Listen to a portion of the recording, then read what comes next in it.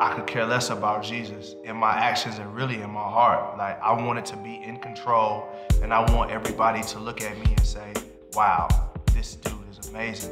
Growing up in this small town called Columbia, Tennessee, this really small town, the big thing about living in the South is everybody goes to church. So the good thing about me was I knew how to fake it till I make it. So when I'm in church, I could put on the suit, the tie, and I could tell everybody, hey, look, you know, I quote all these Bible scriptures, and everybody would say, wow, he's a good guy. Like, he's a good Christian. But then when I leave, I knew how to be able to say what I needed to say to fit into whatever crowd I needed to fit into. I really was a chameleon, and I would say or be whatever I needed to be so people would like me and accept me.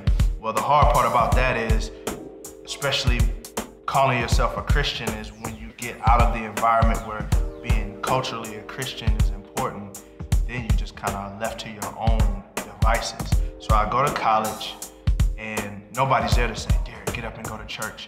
And you have to kind of fake the Christianity thing. So I just kind of just did me. Whatever party I wanted to go to, whatever girl I wanted to be with, once more, wanted to be in control and being my own God. When I first came in contact with death, I lost my grandmother on my dad's side. And within that next week, I lost my grandfather on my mom's side. So that was kind of weird because I was confused as to, first off, how I could lose somebody so close to me and how it would happen in such a weird distance. And I think really that was the first time that I really started thinking, you're not in control. There's nothing that I could have done to save either one of them, and there's nothing I could do to bring them back. They're gone. I think that's the first time I realized that I'm not a God. And then the Lord, in his wisdom, frustrated every plan that I had. The girls I was messing with, like, there was no real satisfaction in that anymore. The parties, there was really no satisfaction in that either. Because I think for the first time after experiencing that, I realized, like, I'm not in control.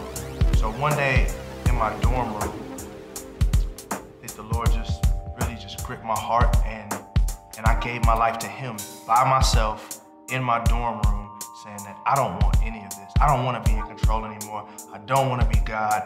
I just want to live for you. From there, the Lord really sent people into my life to pour into me.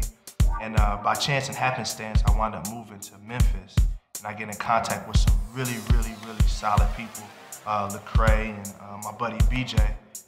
Those two guys really poured their lives into me, and they lived their lives as a great example of what Christian men should be. And not only that, but they also opened their doors and inconvenienced themselves for the sake of my growth.